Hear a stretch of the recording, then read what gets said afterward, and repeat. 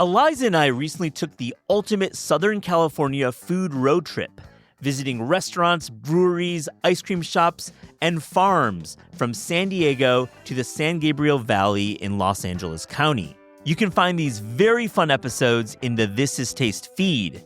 And we can't think of a better time to support these restaurants. Thanks to our friends at Visit California for supporting this epic journey. Visit www.visitcalifornia.com to plan the perfect getaway to California, the ultimate playground.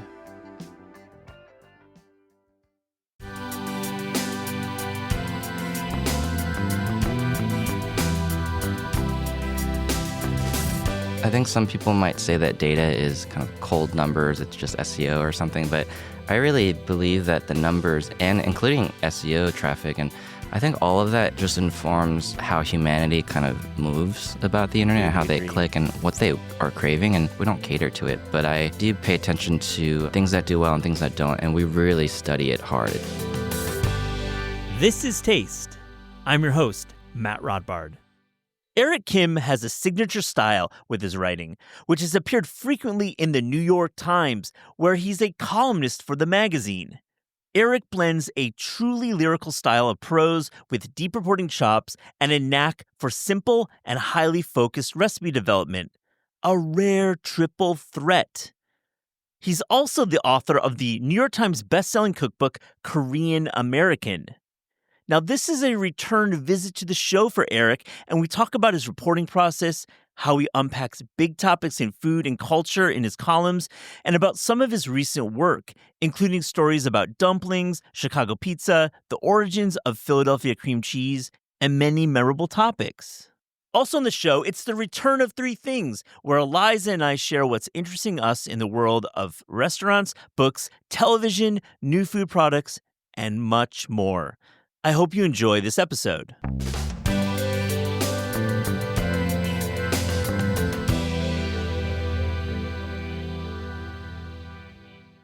Eric Kim, welcome back to This Is Taste. How are you, my friend? Oh, I'm doing great. I've just been napping all day, basically. Oh my gosh, well, you deserve the rest. You're quite prolific. We'll get into a lot of your work, and you are a Five-Timers Club here on the show. Apparently, that feels good. It's been a long time. You've been doing this for a long time as well. Congrats. Thanks, buddy. We've been doing it, since 2018, and it's you and Priya Krishna are the two Five-Timers. Of course. She's my arch nemesis. She sits across from me at the New York Times. Just kidding. We're friends. We love each other's work, support each other. She's amazing.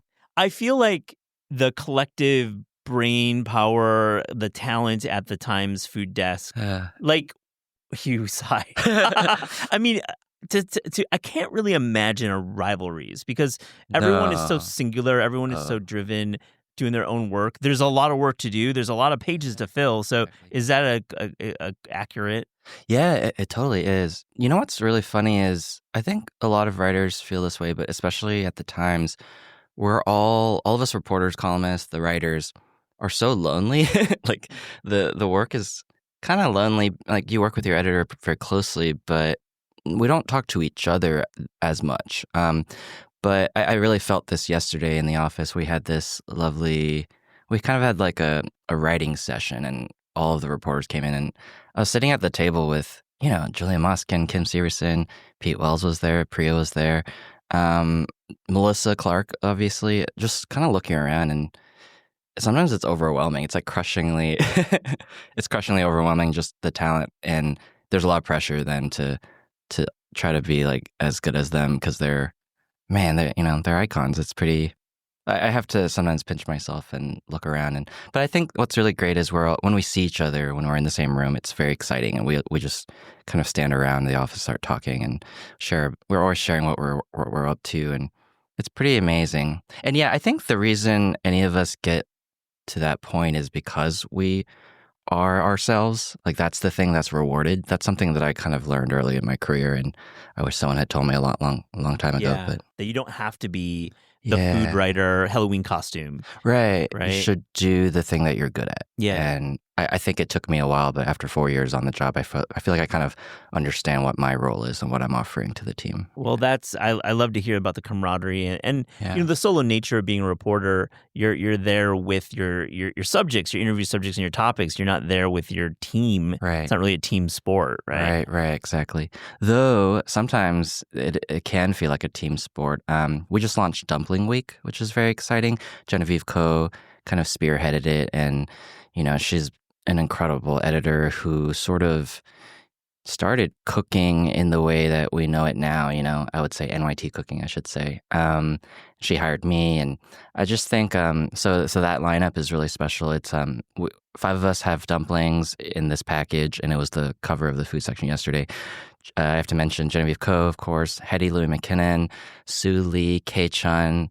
These are kind of, every time I'm in a group, I realize how good that feels to be part of a group, because I don't think any of us writers actually enjoy being alone. It's nice to collaborate and to feel like you're part of something bigger. Yeah, Dumpling Week has been terrific, by the way. Big fan of Thanks. It's been great. the whole package you put together. And how do you guys think about these thematic weeks or these big packages? Do you do like a group, group think brainstorm? Is it just kind of like foisted upon you and you like got to create? I'm very curious about the process. Yeah, it totally depends. I do know that Dumpling Week came from one particular editor, probably Emily Fleischiger.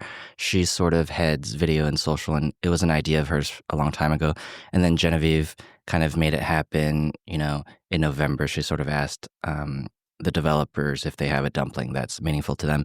And then, we start developing, and then we start shooting the video very soon after. And the video series is kind of what really ties it together. It's a video series that's produced by Adam Centrala, an amazing producer on our team. And I think, what's really special about that series? I was crying. I was crying watching, especially Kei Chun's and then Genevieve's. And it's this notion of putting people in front of the camera who just really not just deserve to be in front of the camera, but who have so much to teach. Mm-hmm. You're watching them tell the story of their dumplings, but also showing the precision with which they pleat, the edges. Or I think that showing the personality of these people who are often behind the scenes, or I think that's something that's really special about our video team, our video productions. It's I think it's really just what we do is show our work, and I think that's kind of special. It is special, and it really it's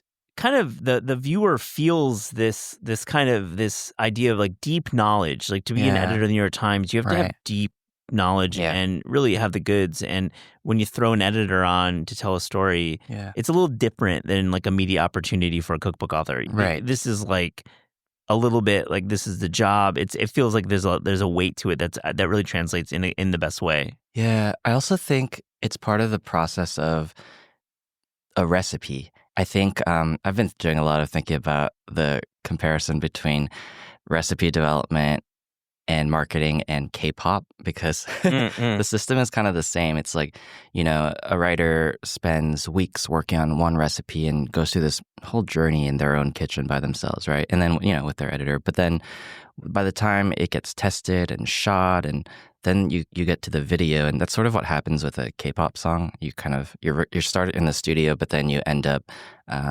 creating a music video for it, or going on to a morning show to perform it or to talk about it. I was on like a bunch of morning shows yesterday, just promoting Dumpling Week for NYT Cooking, and it just made me aware of how nice it is to not just show your work, but to be able to let people know how much joy there is in that creative process.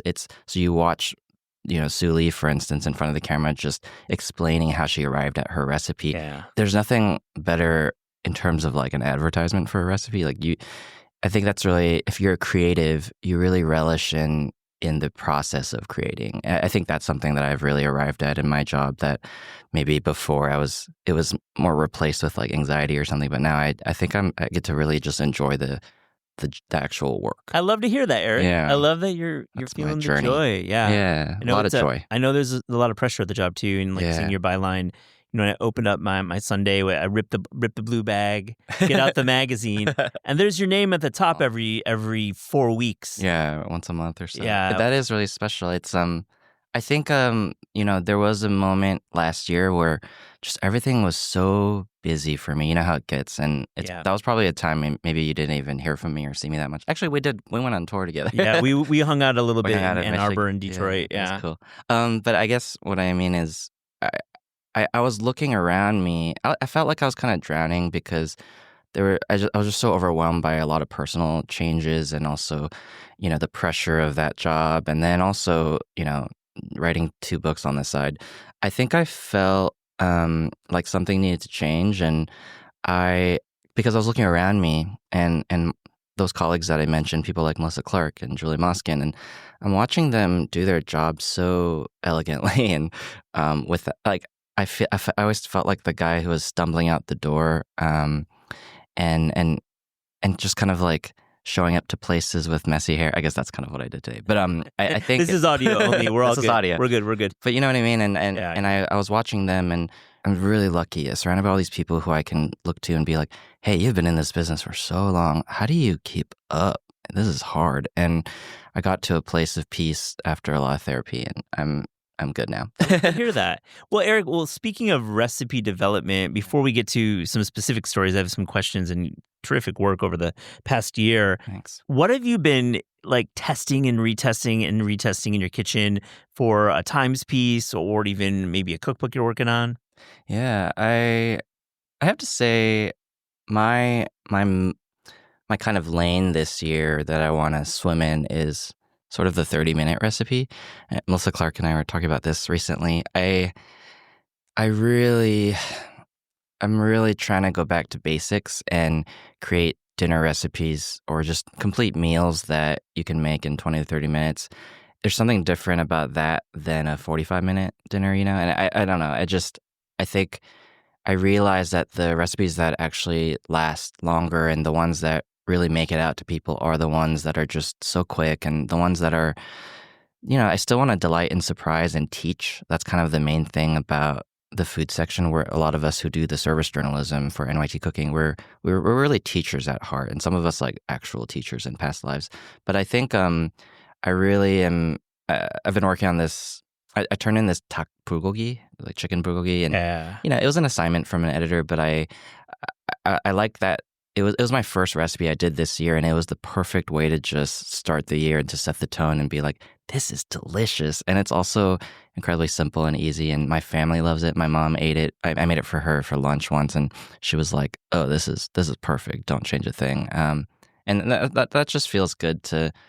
I think I really want to create recipes this year that are lived in, and I've always felt that way, but I feel like now I have nothing to prove. I don't want to prove anything. I just want to like make people happy. I just want to give people really good meals.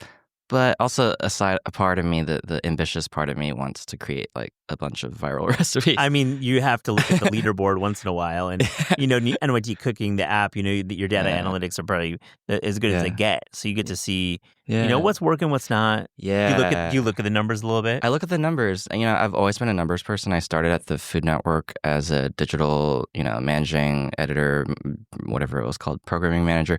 And my job was to look at the traffic and kind of report on it every week. And I think some people might say that data is kind of cold numbers. It's just SEO or something. But I really believe that the numbers, and including SEO traffic, and I think all of that just informs how humanity kind of moves about the internet and how they click and what they are craving. And I think that's interesting. So I don't like cater to it. We don't cater to it, but I do pay attention to things that do well and things that don't. And we really study it hard. It's kind of a real industrial complex for recipe creation. I mean, you've got a subscription product, and people are paying you the Times to have this app that provides great recipes every day.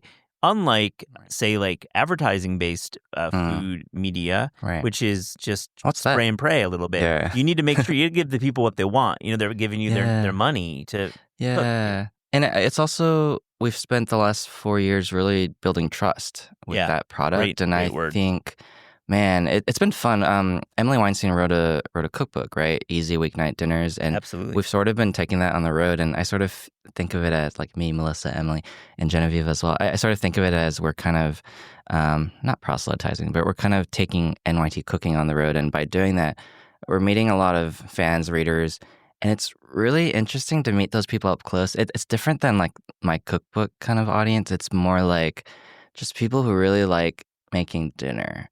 Yeah. And that's a really specific type of person who just kind of wants to hang and talk about food. And that's a really nice kind of comforting place to be I think for me. you're right. We did an event with Ali Slagle and Emily Weinstein nice. in Brooklyn, and it was all Exactly. NYT cooking Yeah. fans, and Yeah. totally like people who just want to cook for their families. Yes. They're not like interested in like I would say the window dressing of recipes. Oh, yeah. It was that's a nice distinction. Yeah, it is. I love Allie. I mean, every time Allie, she comes into the office once in a while, and we'll go to the corner and just like catch up. And what we're always talking about is cooking. We're just kind of always like, oh, what are you working on? What are you excited about? Because I think that's part of this job. It's how do you stay excited? And I think part of that for me is just always talking to people, eating out. Sometimes, but also cooking at home for my partner and me, and seeing what works, what brings us joy, and being able to deliver that to people is it's all part of the research. I just had this thought. It's almost like it's a little throwback to Mm. the early days of Serious Eats, Whoa. because I felt like that office, Love they Serious exuded this like love of cooking, but it was like the cooking part of it. And I love, of course, the cultural, like the reporting. My Yeah. books are more of that than actually cooking. Yeah. So I'm not saying that there isn't space for that, Yeah. but when it comes down to this love of being in your kitchen for 4 hours Yeah. and just like knocking out meals, knocking out experiments. Yeah. That's like NYT cooking. That's the way Serious Eats used to be too. Oh, I love Serious Eats. I think Yeah. it's always been an inspiration of mine. And of course, Kenji writes for NYT now. I think, and I've spent time with Ed Levine actually, and I love hearing the origin stories of, he wrote a book about it, of course, but I just love hearing the origin stories of that office because it seemed like such a creative place and a place where that obsession can be really fostered. That's how I feel at NYT Cooking. So I have to say, I can like report on the job after 4 years and say that once I kind of got over my own personal anxieties about like being good enough or like, do I deserve to be here? Like there's a lot of that imposter syndrome, on that desk. But I think, and being the new kid, but also I think that place, I realized that once I got rid of all the extra stuff, that's really just a place to create. And that is actually how I was hired and how I felt when I first started Genevieve Co. The way we were in lockdown, right? We were all in our separate, cities, homes, meeting over Zoom for those early recipes like sheeppan bibimbap. I don't know what else. There's a roasted chicken with fish sauce butter that people make, gochujang salmon. I like filed all of those in one email. I looked back on those and I was talking to Genevieve. I was like, did we know those were going to be hits? And it's really exciting because it's like you've been working with the same producer for years. And cool. And basically she and I, like the way she does it is, I really feel like she knows, because she's also a columnist and a creative, she knows what it takes to and how much it takes to create something good. So I always felt like from the very first day she would bring us to a quiet room, the developers to a quiet room. It's like empty, there's like paint buckets, and our job is to paint the room, and she kind of like closes the door. She's like, okay, I'll be back in like 3 days to check on you. And that's how it feels. It's very like, that's a great I don't want to say hands off. She's very hands on in a beautiful way, but it's more like she knows, I don't know, like creating something good, it's hard. It has to come from like the right situation, and I think the right minds and the right collaboration. Well, I want to talk stories because there's lots of great work that you've put out, not just recipe development, as you mentioned, but real reporting. And I just love your New York Times Magazine column. And I could talk about all of them. I mean, you come back and talk about all of them. But Yeah. one that really stuck out was this piece about mashed potatoes and olive oil and how you, I mean, the headline was total clickbait, but I love it. It's like, this is the best mashed potatoes. But you met with Chef Nick Anderer, who I love and I've collaborated with on recipes as well.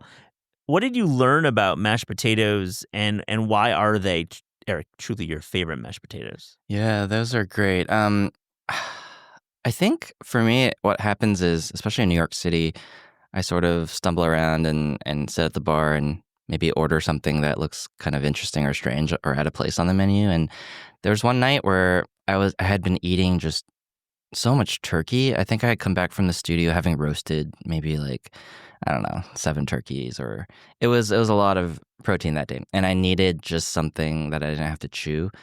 So I was at that bar writing another column, and I think I saw the mashed potatoes, ordered them, and I was just so shocked at how good and satisfying they were. They were surprising to me. They didn't have like that strong butter flavor, but they still had a little bit of that richness. It was the olive oil was really pronounced. The texture was amazing, but it was that I could eat that thing of mashed potatoes with a glass of wine and felt really satisfied. That was my dinner for the evening, and I went to bed, I think, really happy. And so when I have really special idiosyncratic moments like that, I will go back and try it again, and then I'll you know email the chef and interview him.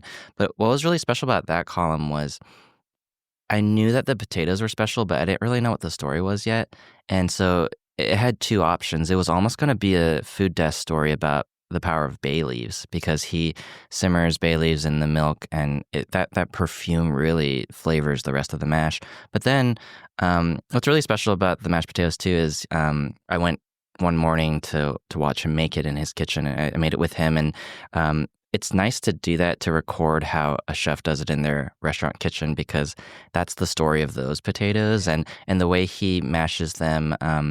It's so, there's no secret. It's the order of events that I thought were really special. Basically, you really need to mash with a little butter, and the butter will melt into it. You need to mash before you add any liquid.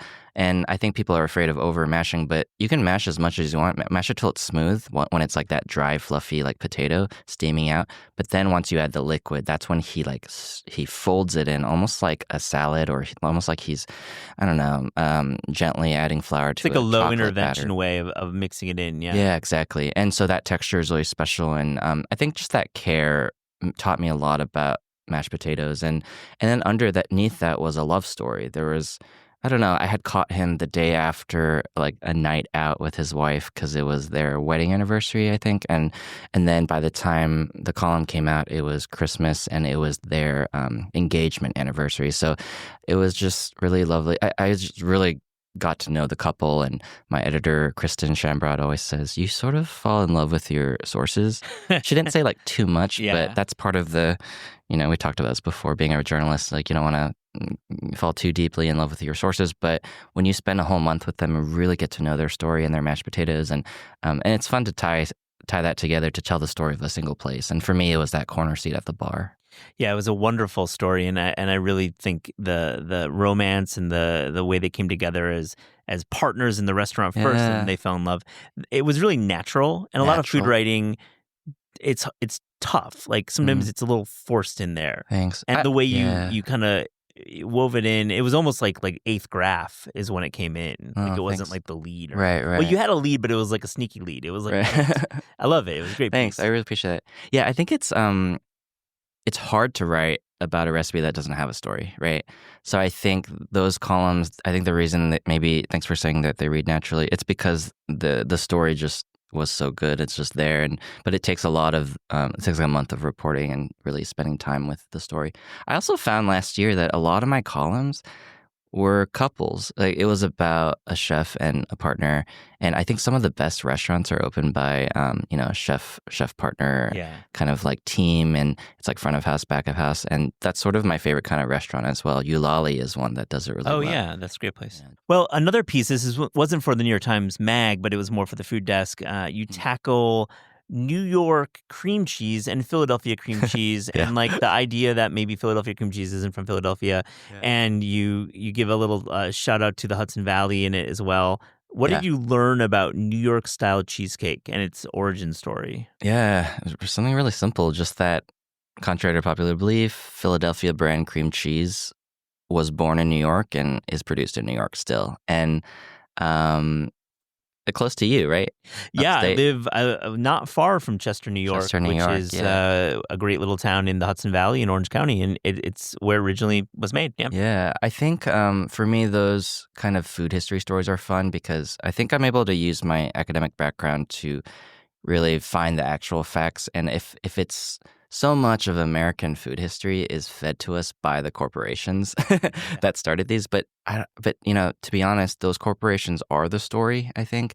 And this dairyman, he named it his cream cheese Philadelphia because at the time the dairy in Philly was really special, and it was like a way to make his cheese fancy seeming. And I think, that was like putting it, in really reductive terms. Like the quality of the dairy in Yeah. Philadelphia was better than New York State at that time. Right. And so he, so he kind of made cream cheese just this very readily accessible thing. And what happened was a lot of the New York deli owners and bakers and restaurants started swapping out the curd cheeses in their German style cheesecakes that they brought over from Germany, started replacing it with this cream cheese that was kind of in vogue at the time. And I think it really, in the 30s especially, is when that kind of cream cheese based cream cheese really cheesecake started happening. And it's fun to report those stories because man, the business owners, their grandchildren are still running those businesses, and it's just so American. It's like the family business, and it's really relatable. And I'd been living above the juniors for a whole year, and really enjoying the bar there to work and to write. And then I got to know the owner, who's the grandson of Harry Rosen. Alan Rosen is Harry Rosen's grandson. And then there's also Eileen's Cheesecake, which I used to go to all the time as an NYU student. Oh, It was yeah. right above the dorm, Broome Legend. Street.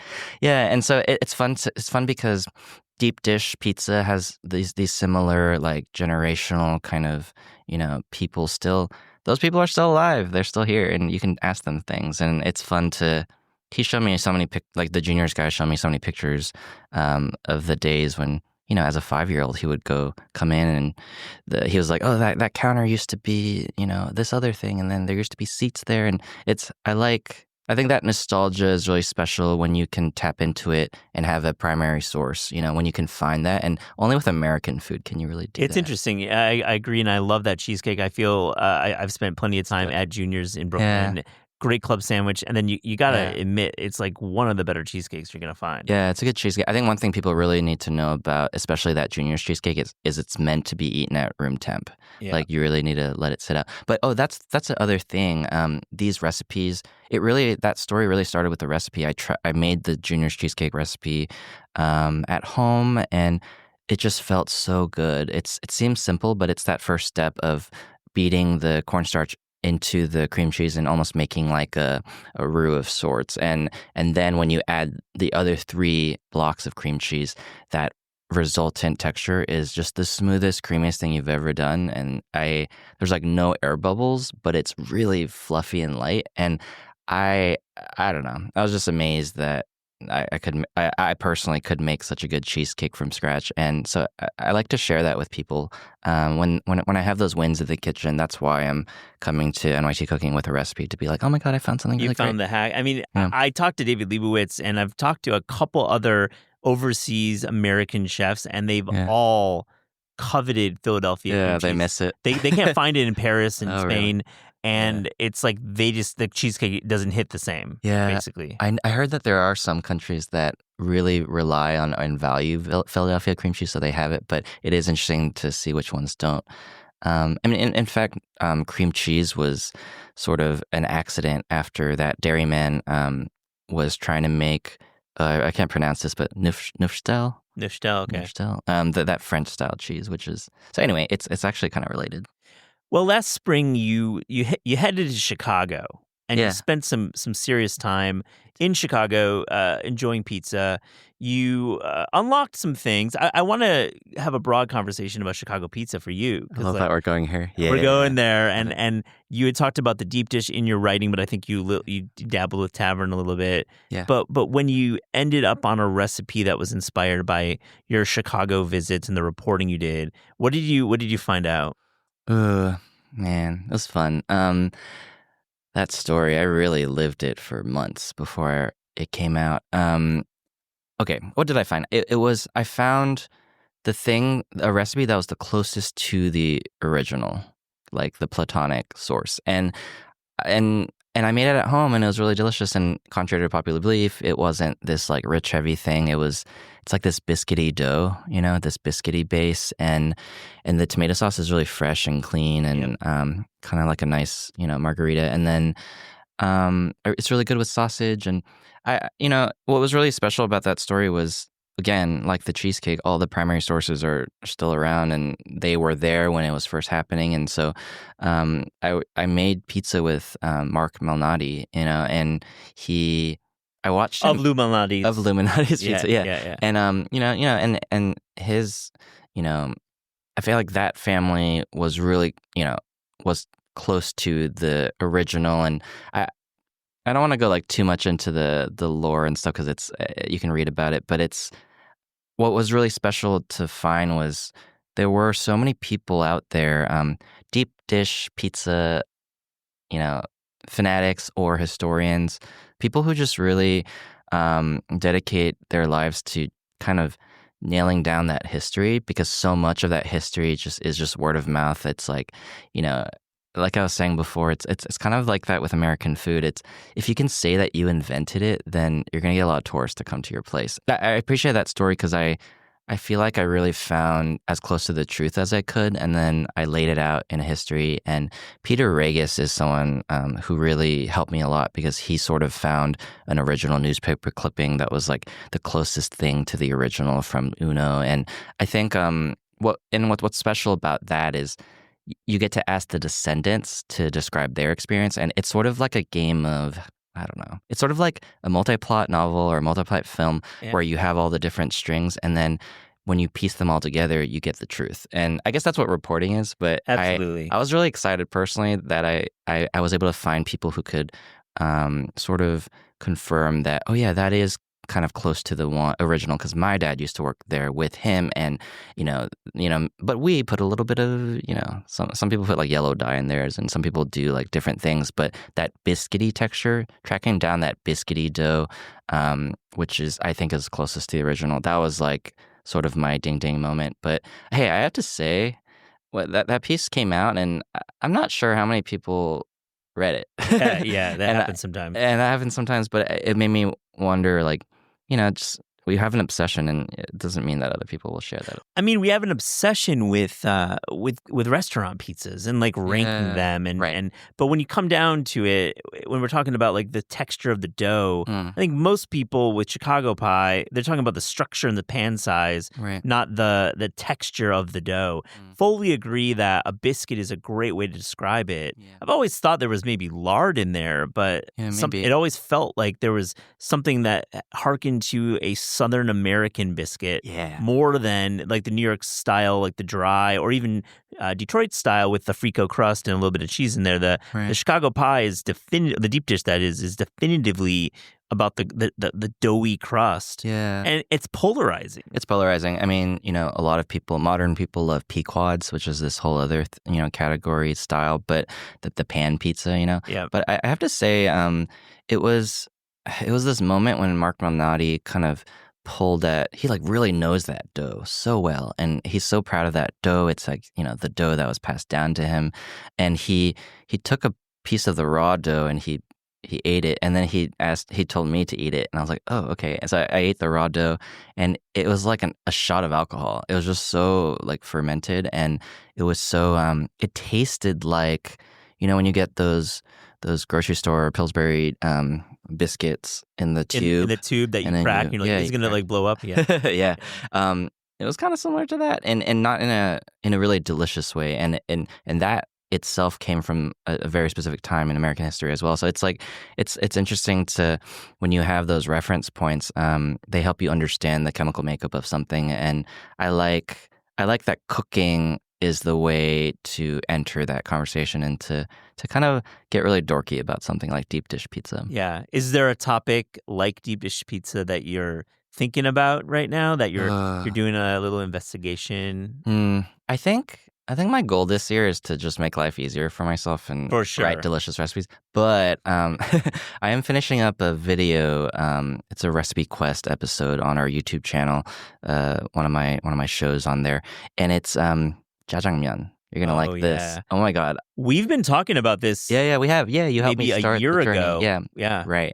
Okay, so we had jajangmyeon for dinner once. After that, I ate like at 6 different places in Jersey, Queens, or maybe like 9 different places. Wow. Jersey, Queens, Manhattan. I don't know if there's really like great jajangmyeon in Brooklyn. I'm sure there is. Someone tell me. Yeah. But it was really fun to find again, family businesses, children now who are the ones cooking the jajangmyeon.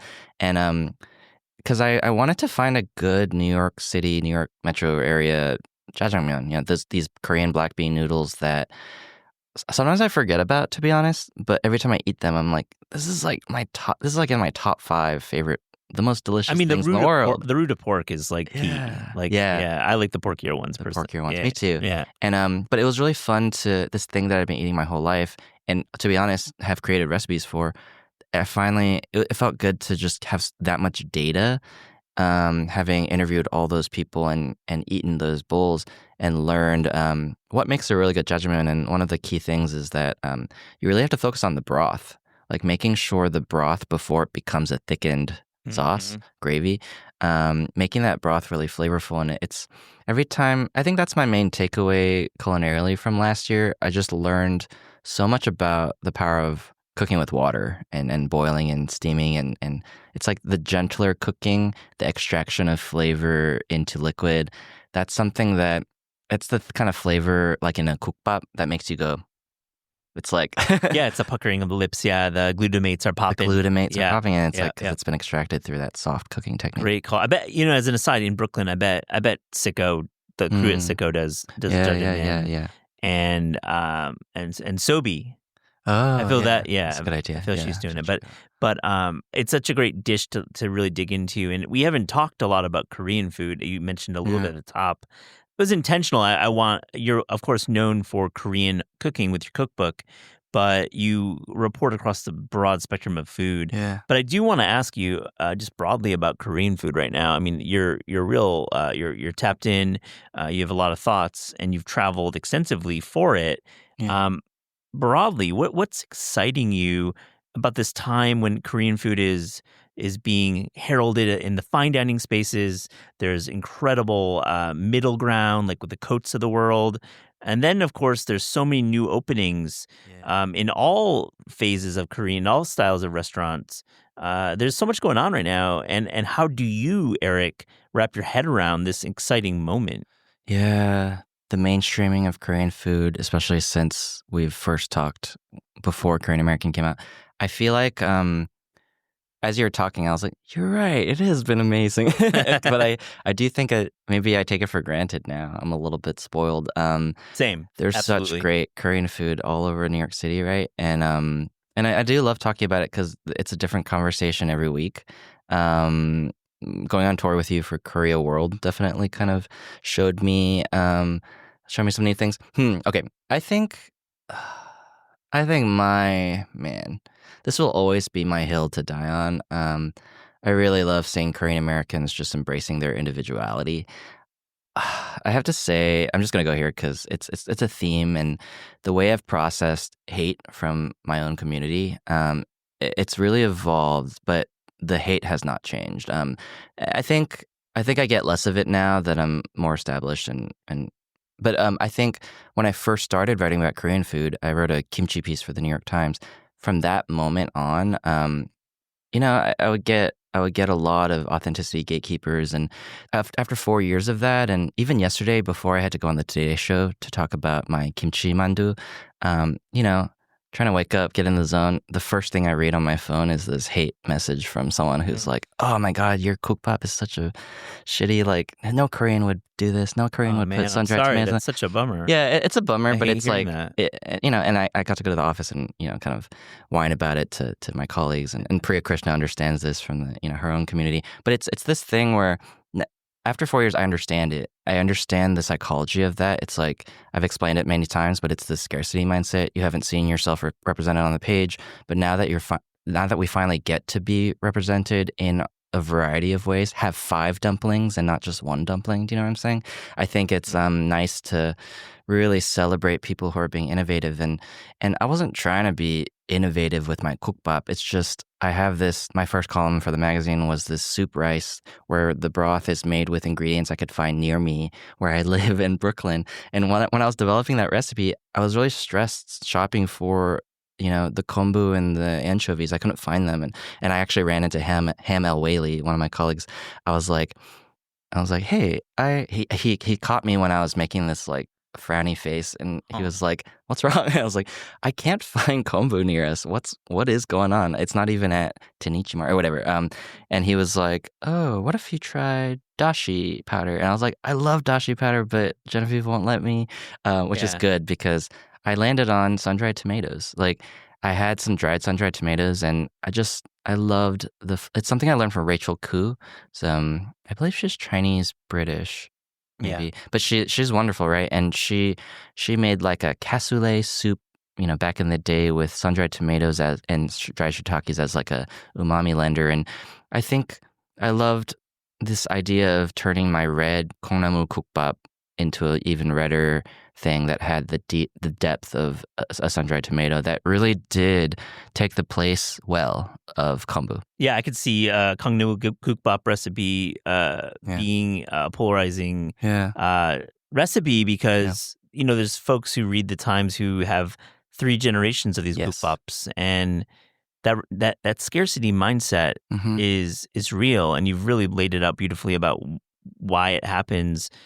So I got to empathize with some of the critics because they don't know any better. Yeah, I do empathize with them. Three generations of recipes handed down. Right. Now, who's this guy? Who's this young kid? Right. Who's like messing up my culture. But the young kid who has like a New York Times bestselling book and and puts in the time and the work as we've established. So I recognize your very tricky place to be in, Eric, and I Thanks. You seem to be handling it well. Thanks. It's sort of like a self-flagellating, like I'm pretty masochistic. I feel like every January I do a Korean soup, and every January I get hate for it. And I do it for a reason because I love it. But I also love, I think I'm just really trying to train people to get out of their, that kind of construct that Korean people can only be one thing and that Korean food can only be one thing. Mm-hmm. Well, I'll so say, stupid. Going on tour with you and sharing stages and having all of your fans come up, there's so much love for what you do. Thank you. And the innovation you bring. And it's a good reminder. Putting sun-dried tomatoes into a stock that's just some really smart recipe development. It's still not a big deal, also. But right, it shouldn't be like it shouldn't be something that you write in like a hate mail about. But I guess people have time. People project, and so I know that now as someone who himself is. I joke to everyone that now I'm therapized, so I'm above it. Yeah, right on. I like to hear that. Well, this isn't food related, but you got to do a media diet for the Times, and I was looking at it last night, and I saw this beautiful reference that we have never talked about on the show. And it's one of my all-time favorites. You are a lover of BoJack Horseman. I am. And like, please indulge us, listener. I just want to share the mic.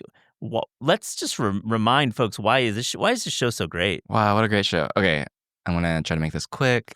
I think it's that I personally just enjoy binging it. I think I can have it on in the background, not even watch it, and just chuckle on the side because every joke is so sharp. The writing is so sharp that you can listen to the show. That's why it's special, I think.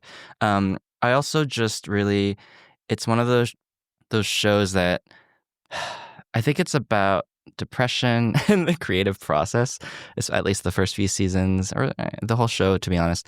But we enter the show with this washed up star which I feel like sometimes, but a washed up star who has to write a memoir to save a publishing house called Penguin. Yeah. And the editor is a penguin. And the show is obviously all animals. All animals. And of course the staff are a bunch of different penguins. Right. Yeah. And then, but what's really, I like that the way they address the darkness and the way they address mental health. And as I, throughout my 20s, was going through a lot of mental health issues, and certainly still in my early 30s. I like that the show just addressed it head on, and I think it helped me process these feelings that I didn't understand. And I also just love that I love Amy Sedaris's character, Princess Caroline. Princess Caroline, and because Princess Caroline is a cat who like wears this adorable skirt, and she's BoJack Horseman's literary agent, or just agent, I think. And my agent's name is Kitty, and is exactly like that character. And every time, I share the same agent as Ham and Sola, and I texted them the other day a picture of Princess Carolyn, and I was like, "Isn't this Kitty?" And Kitty thought that was really funny too. Our agent's name is Kitty. Anyway, I like that show because I think it teaches me.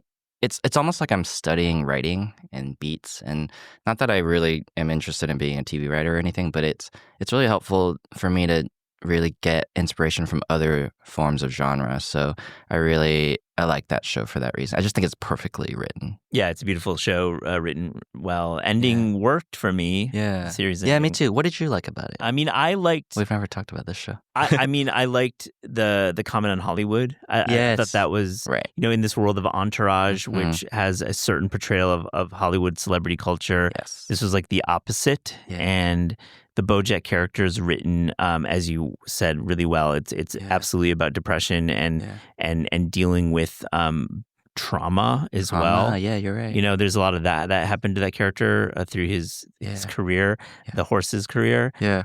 And just like, certainly not just one-liners. And I mean, Mr. Peanut Butter is one of the best written characters. Yeah. I have one of those in my life. You have a Mr. Peanut Butter. I've referred to people as Mr. Peanut Butter. It's a compliment. We need a Mr. Peanut Butter in our life. Absolutely. Yeah, compliment. Played by a golden retriever, of course. Played by a golden retriever. That show too. It's also, I feel like it's about fame, and it addresses it in a funny way. But I think when people are obsessed with fame in Hollywood, and it seems like it has nothing to do with them or a regular person or an everyday person, but I think it shows human behavior and human psychology. And I think when I don't know, I'm not trying to put myself in BoJack's shoes, and he has like alcohol problems and a lot of other issues, but I feel like I was noticing things like that when my book came out, and when I joined the Times, and when people started recognizing me on the street. I think I was not equipped. I didn't understand what was going on, but then that show kind of put it into light and gave me a way to sort of wrap my head around it and find the humor in it, and find the joy in it and the beauty in it, and also just how to navigate the 2020s. It's a crazy time to be on the internet. Like, everyone is famous, and it's weird to live in New York City where everyone is famous. At least in their own story. Yes, in their own story. Yeah, in their own head. Oh, such an interesting topic. Yeah. We'll have to tap into another episode. I think being the center of your movie is quite an instinct of a younger generation. Of a younger generation. For good or for bad. A lot of cool things coming out of that. Man, I went too long on that one. I love it. Let's talk about future projects. Yeah. I know a lot because you're publishing here at Crown, and I'm so excited about what you're working on. I will let you share what you want, because I know there's projects that are coming out sooner than others. Yeah. For fans of Korean American, there's definitely some more cooking. There's also a lot of writing who are fans of your New York Times columns. So I think there's something for fans of both of your careers, your writing, your literary career, and your recipe career. What do you want to say? Ooh, I want to say that first, it's going to be a collection of essays, and slated to come out 2026, and then we're working on a cookbook that will be out 2028.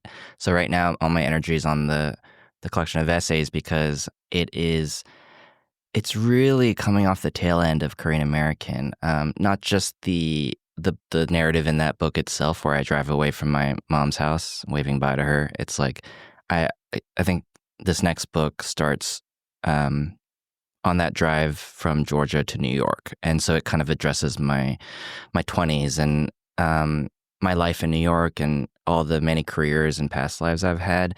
I mean, we were just talking about being the famous person in your own story, but that's kind of what a memoir is. That's what a memoir is. A memoirist is. Memoir, yeah. Yeah, and I think for me, I was just going through so many life changes, and I have to say, when your social circle also goes from 10 to like 200,000 or whatever, it really makes a person go crazy. And I kind of went a little crazy. I was really depressed last year, and I think this book is about how I came to unknot all of that, all of those changes in my life. And I just went through so many weird things, so many interesting life experiences, and so many failures, and so many past careers that didn't work out. Like I was trying to be a pop star in my teens. I was like playing shows around the city, and meanwhile on the side, my childhood friend Eric Nam was auditioning for K-pop, shows, and he became a famous He K-pop became very star. famous, Eric. Yeah, Nam. yeah. So there's like an essay about like the Erics, and then there's another kind of career which was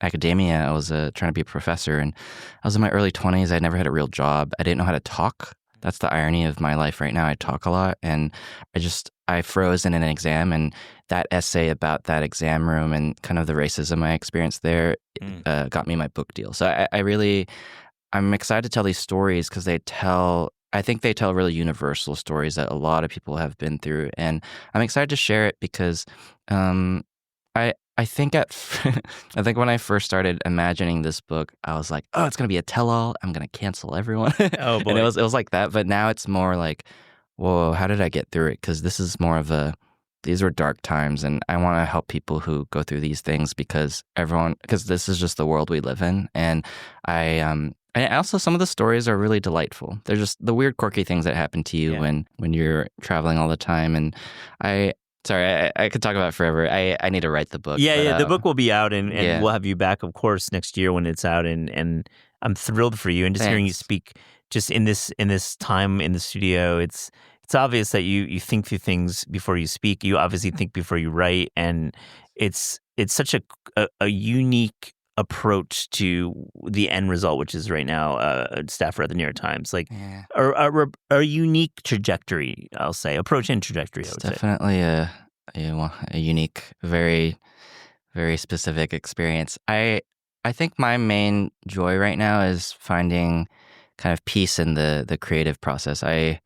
There's always so much anxiety doing every little thing, every little project. Like Korean American gave me so much anxiety. Oh my gosh, yeah. Wow, but then now I feel like I got everything I've ever wanted. Like dreams have come true, and I wanted to be in a place where I could accept all that and just put out good work and just like, I don't know, drown out the rest. And I just want to make good things, I think you are. Thanks, my friend. Eric, on This Is Taste, we ask guests about their discerning taste. So to close this interview, here's a little rapid fire, fast and furious taste check. You've taken this a few times, but I know these answers change. I know these answers change with the seasons. They do. Are you ready? I'm ready. The best fruit. Apple. Okay, what apple? Where at? What state? Washington State, West Michigan, upstate New York. I'm sorry. I like this one apple called Wine Sap. It's from one of my colleagues' husband's orchard. I think they sell them at the Fort Greene Farmers Market. Yeah. They're just really tart and sweet. Wine saps. And I've been allergic to apples until very recently. Oh, wow. Yeah. Wow, so, plot twist there. Yeah, so that's why the apple is just a perfect fruit to me now. The worst vegetable. Fiddlehead ferns? Yeah. Did I say that before? No, I mean it's tough. It just tastes like dirt. It does taste like dirt and nothing at the same time. Yeah. I hate them, but I would like someone to make them well and serve them to me because I would like. I'm sure there's something in them that's special. Yeah, but I can't find that it. small window in March when they're in season. Yeah, they're cute. They are very cute. They're aesthetically pleasing for sure. Yeah, right. The best dessert. Chocolate chip cookie. That's my ride or die. If I were leaving this earth, that would be my last little bite of food. Have you done a recipe that you're feeling really good about? Yeah. It's one of those things. It's kind of like the milk bread for Korean American. Oh, yeah. It's this thing I just obsess over and pretend I'm not done with. But the chocolate chip cookie is so hard. It's like it goes in so many directions. I have like 4 different recipes and I have to pick one to put in the next book. But I'm going to have a chocolate chip cookie for sure. I know everyone makes the milk bread recipe from Korean American. Yeah. I make the butter mochi with black sesame. Yeah, I know you do. Yeah. I've made that you like black sesame? Like 7 or 8 times. I know. You know what's funny? Such a good recipe. We first talked about it in like 2021. I know. And then it became like the recipe that you really like. Yeah. And then I did black sesame Rice Krispie treats after that, and that became a thing that people like. And so I think people like black sesame. Those black sesame Rice Krispie treats, they show up at our year-end holiday competition. You guys have like a cookie competition. Yeah. Nice. People somehow I've heard that. A lot of people make the gochujang cookies too. But yeah. You know what's really fun? I actually first came up with that at my Food Network when I worked at Food Network back in the day. I think I was like 19 or something. I made a black sesame crispy treat, but I used black food dye, so it's kind of gross. But that was my I had that idea back then, and it didn't become a full recipe until my 30s. It's funny. Your pizza recipes, by the way, in Korean American, slept on. I love that. Yeah, slept thanks. on. The Those corn one, maybe. Yeah, the corn one. Yeah, I Oh, like thanks. that. I made that a Yeah. few times I too. like that one. I cook from the book. It's got some splatters on it. Yeah. A few more. Your favorite city outside America to visit for food? My only answer is like I feel like basic or something because everyone's going to Japan right now, but Kyoto or Osaka. I might say Osaka because I go to Kyoto for the vibes, but like Osaka's for those hole in the wall like curry rices. And man, there's this amazing curry that I found. It was a counter, and what was really fun about that trip was when I had that bite of curry with, I think there was a tonkatsu over it, of course, and that tiny space was, sorry, I know this is a rapid fire, but That's good. it was just so deep. The flavor of that curry, I'm dying to replicate it in my own kitchen. But I think what was special about it was I posted it, and then all these other people were also traveling at the time in near that area, and I was like, oh, it's called this. I don't know Japanese, but it's this, this, and this. And then that week I got a bunch of DMs, mentions, and all these other people who had eaten that same curry, and it made me really. It felt really good because I wasn't like developing recipes during that trip, but it felt like I was still like helping people feed themselves. That felt really good. So Tapped into rewarding. something different. Yeah. A restaurant you wish you could bring back from the dead? I have this one in mind because I'm trying to find a spaghetti Napolitan to write about for the magazine because I really love that dish and think it's really fascinating. But Hiroko's Place. Do you remember this place? There's No, always vaguely. this. Yeah, it was a Japanese Japanese cafe that focused on those wafu dishes. So I'm sure they had mentaiko pasta, but we would always go for the omurice, any of the ketchup dishes, like spaghetti Napolitan included. And she just did it really well. And they had a really good coffee program and really good tea. And it was just so chill and humble. And it was just disappeared one day, and I don't know. I wasn't a reporter then, so I had no reason to like interview the owner or something. But there was always this one Japanese woman there, and I just always wondered if that was Hiroko because she looked like the person who was in charge of cooking everything, and she had this authority to her, and it felt like we were just going over to her house to eat something. And I really miss that restaurant, and I want this to be a call out to Hiroko. Yeah. Is that you? And Please write in. where are you? DM Eric. Does yeah. anyone know where Hiroko's Place went? Yeah. Yeah. I could see a future article about that. Some incentive there. Yeah, basically. A yeah. finder's fee. No. Yeah. No, I think it's wonderful when you can think back at a restaurant that wasn't just serving great food, but you could see there's like a real story there. Yeah.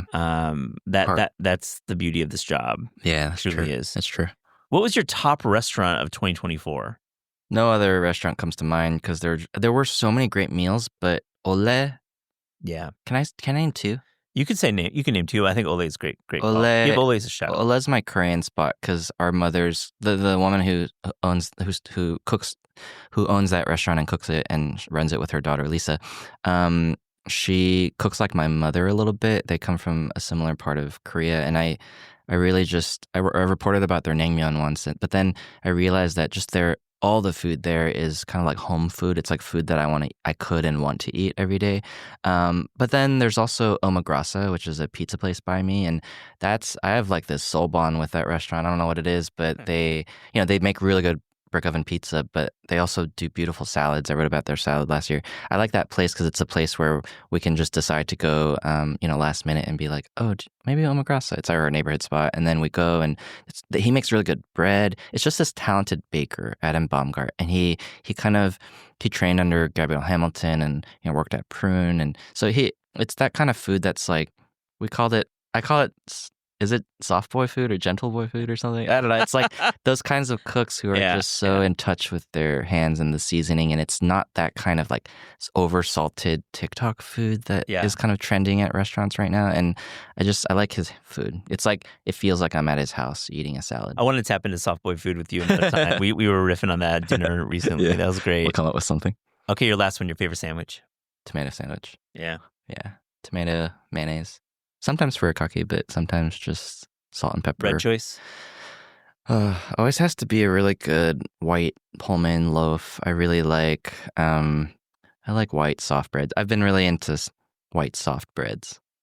Well, you make a good one. I would say thanks. Yeah. Love that stuff. the Korean American recipe for milk bread Thanks. is pretty great. But Yeah. Good tomato sandwich. Do you like tomato sandwiches? Oh, hell yeah. Especially farmer's market. Just A good tomato. literally before you can unpack your fabric bags, you just pull those out and just get right to it. Get that bread, get that Hellman's or Duke's or Koopy or Ayo. Right. I got a lot of favorite mayos these days. Really? For me, it's just Hellman's has always been Hellman's always my thing. But it's because I grew up with that.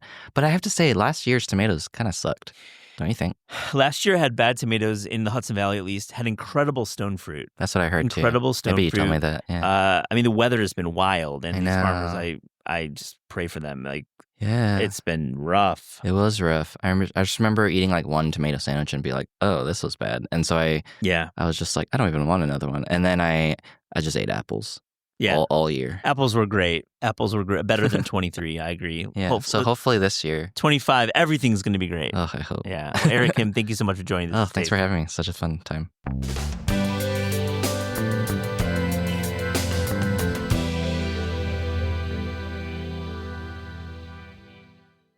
What's up, Eliza? How are you? I'm good, Matt. How are you? I'm great. We're back with 3 things. It has been a minute. It's been a minute. I'm back in New York after spending most of January in Asia, in Taiwan and Thailand, which was so fun, and I was so lucky to get to do. But now I'm feeling back in the New York state of mind. You're just in the state of mind. What's your first thing? My first thing is the first thing I wanted after coming back from a month in Asia was Mexican food. I had really good burritos from La Flor, which is an independent burrito business here in Brooklyn. They do cool pop-ups around the city, and they also let you do pickup sometimes. And my friend Collier got these really amazing birria tamales.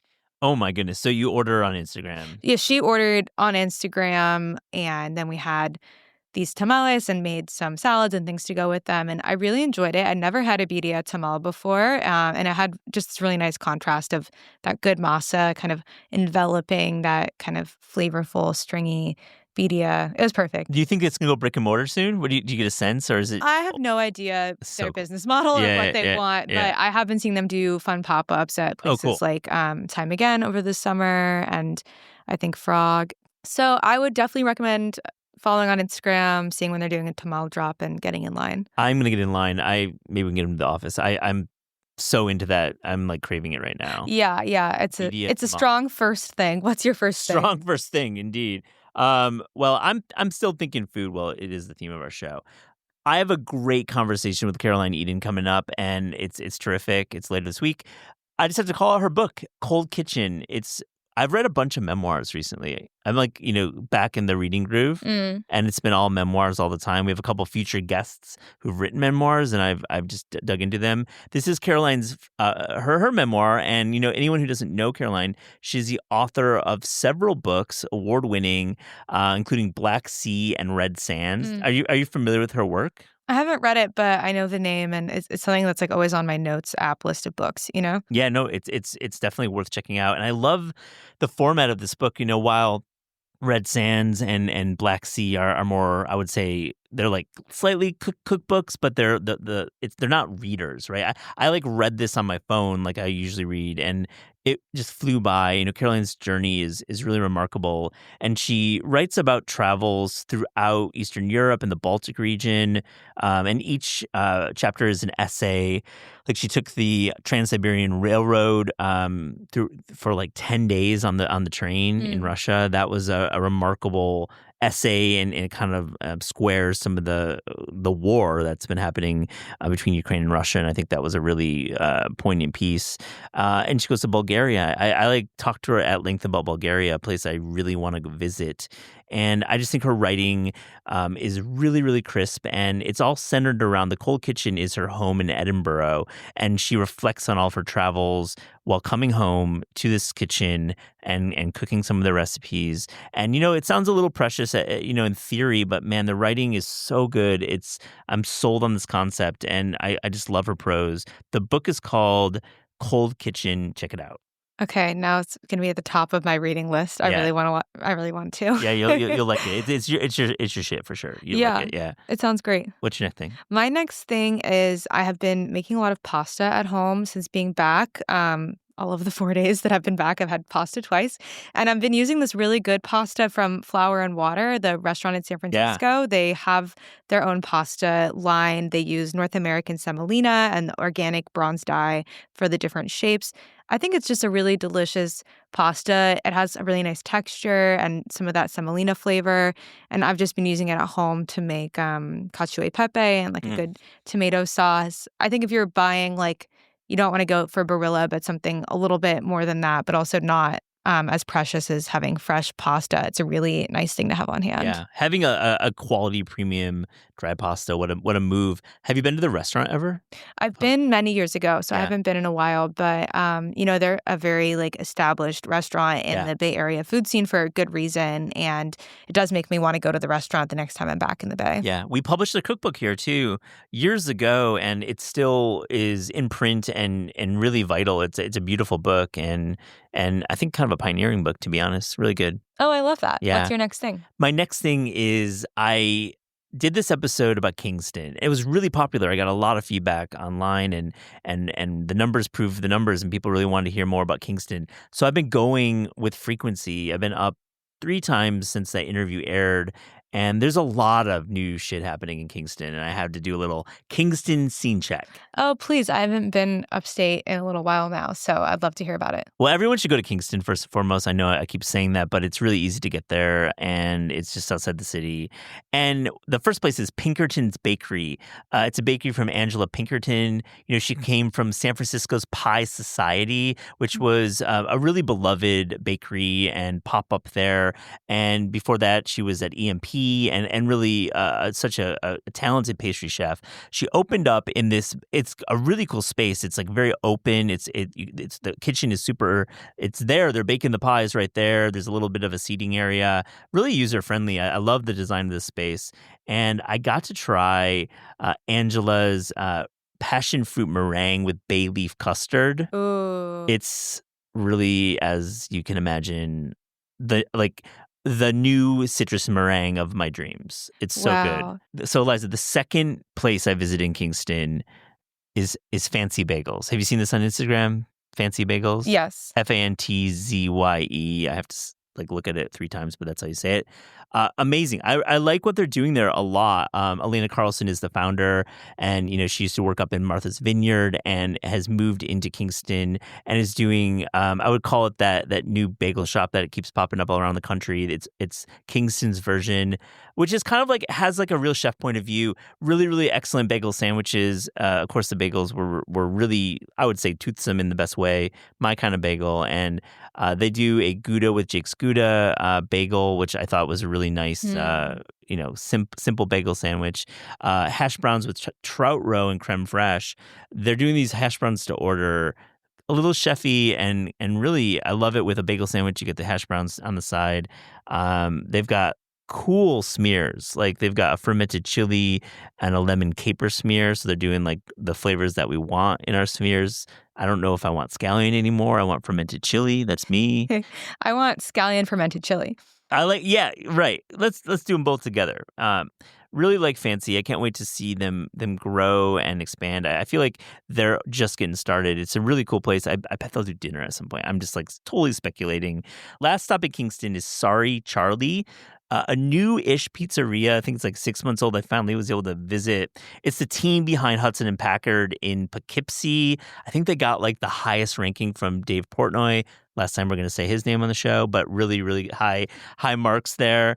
And the pie itself it's a hybrid. It's like Detroit and Sicilian. I mean, they have frico on the bottom, like the Detroit style, but the thickness is not quite Detroit. It's a little thinner. It's like a little more Sicilian. I think I got that right. I feel it's somewhere in between. They obviously are the ones. I think that they said that on an Instagram post, so I might be quoting them. But really, first and foremost, a great bar with pizza. These are bar pies. They've got a beautiful bar.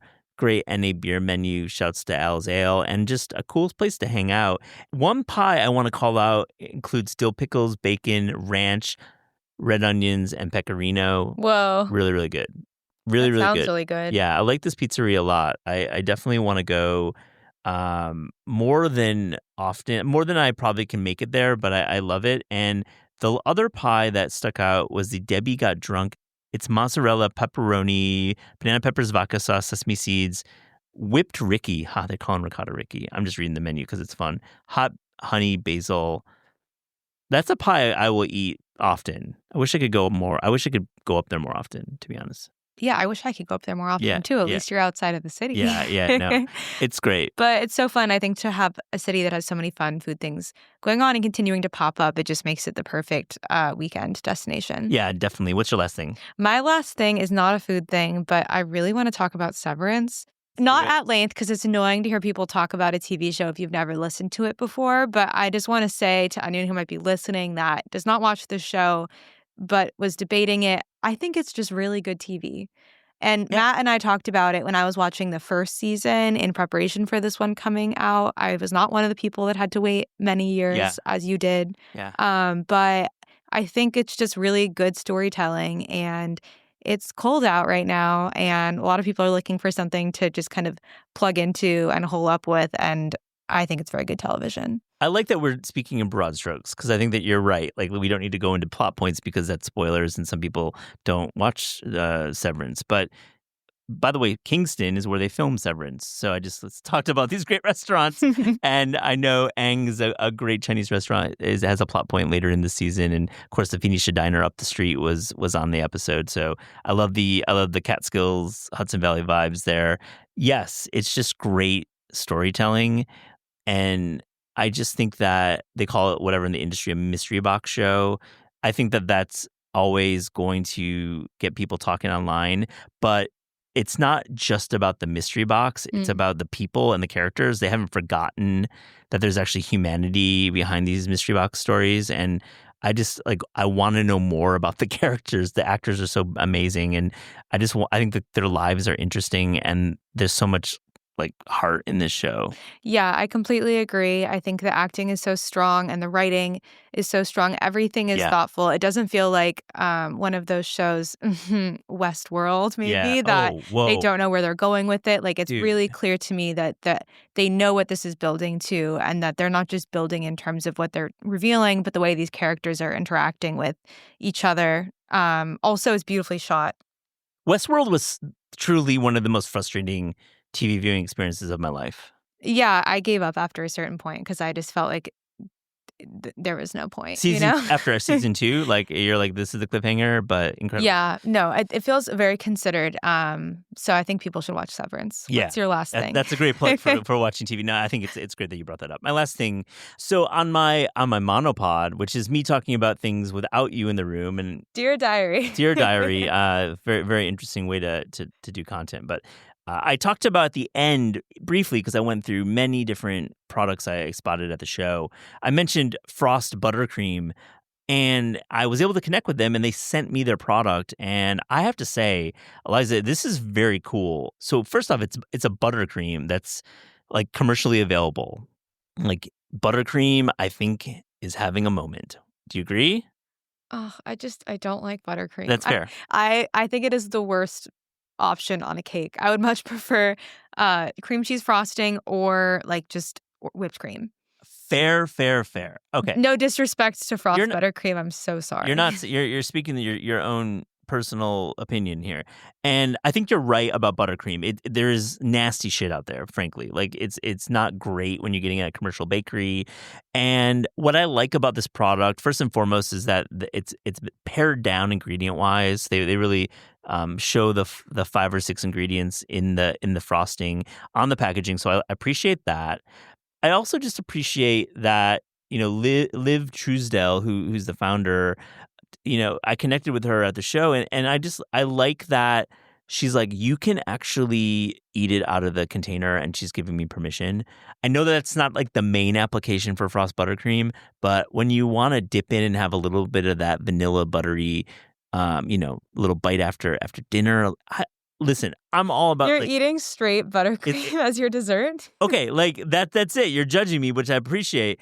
But I posted on Instagram, and someone was like, "You better be eating it out of the container." I'm like, "Yes, I am." That's not the application. You think it's gross, right? Because if it was cream cheese frosting, I would have no problem with it. Yeah.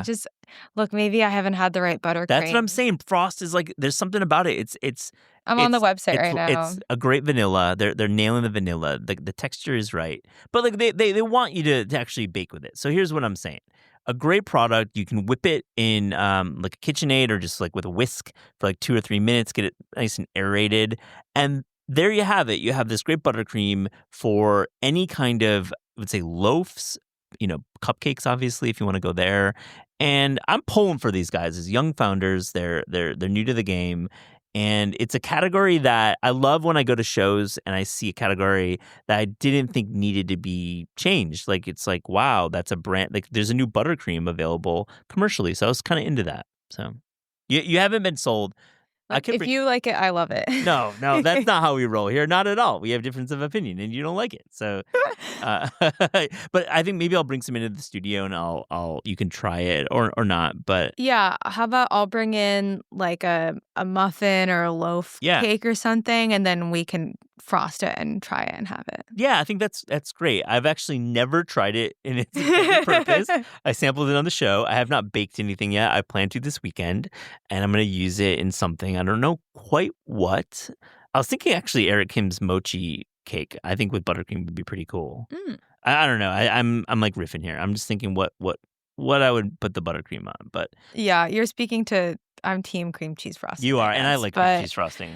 But you know what? I do think it's cool to see new kinds of products, and I'm looking forward to trying it. Yeah, I'll bring it in. Well, that's our 3 things. Thanks, Liza, for sharing. You too.